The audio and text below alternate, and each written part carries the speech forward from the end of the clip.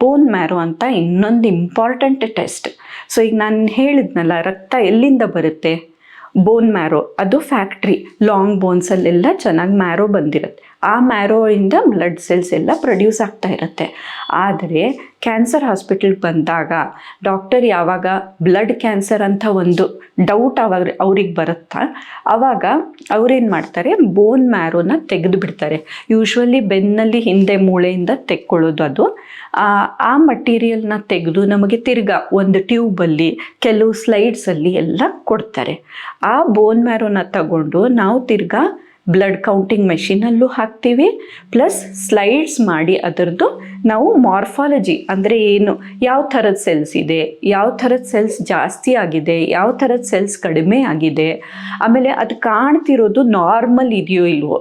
ಈಗ ಒಂದು ಸೆಲ್ ಅಂದರೆ ಏನು, ಒಂದು ನ್ಯೂಕ್ಲಿಯಸ್ ಇರುತ್ತೆ, ಒಂದು ಸುತ್ತಲೂ ಒಂದು ಸೈಟೋಪ್ಲಾಸಮ್ ಅಂತ ಮೆಟೀರಿಯಲ್ ಇರುತ್ತೆ. ಅದರದ್ದು ಸ್ಟ್ರಕ್ಚರ್ ಸರಿಯಾಗಿದೆಯಾ, ಗುಂಡಕ್ಕಿದೆಯಾ, ನಮ್ಮ ಮೆಚ್ಯೂರ್ ಫಾರ್ಮ್ ಇದೆಯಾ, ಇಮ್ಮೆಚ್ಯೂರ್ ಫಾರ್ಮ್ ಇದೆಯಾ. ಒಂದು ಸೆಲ್ ಪ್ರೊಡ್ಯೂಸ್ ಆದರೆ ಒಂದು ಎಸ್ಪೆಷಲಿ ಈಗ WBCs ಅಂತ ಏನು ಹೇಳಿದ್ನೋ, ಮೈಲೋಬ್ಲಾಸ್ಟಿಂದ ಹಿಡಿದು ಒಂದು 7-8 ಸ್ಟೇಜಸ್ಸಲ್ಲಿ ಫೈನಲ್ ಮೆಚ್ಯೂರ್ ನ್ಯೂಟ್ರೋಫಿಲ್ ನಮ್ಮ ಪೆರಿಫೆರಲ್ ಬ್ಲಡ್ಡಲ್ಲಿ ಏನು ಬರುತ್ತಲ್ಲ ಅದು ಬರೋದು.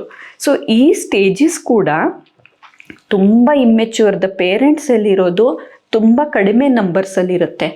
ಮುಂದೆ ಹೋಗ್ತಾ ಹೋಗ್ತಾ ಫರ್ದರ್ ಸ್ಟೇಜಸ್ ಜಾಸ್ತಿ ಆಗ್ತಾ ಬರುತ್ತೆ.